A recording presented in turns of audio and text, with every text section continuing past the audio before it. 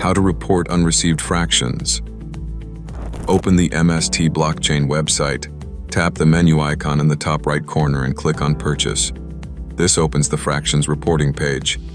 Tap the red button, Report Unreceived Fractions.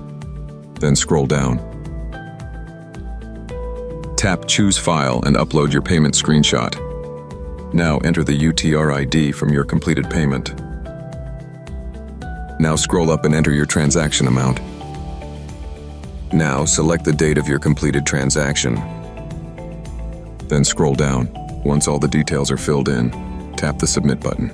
Congratulations, your fraction purchase has been completed successfully. Then scroll down.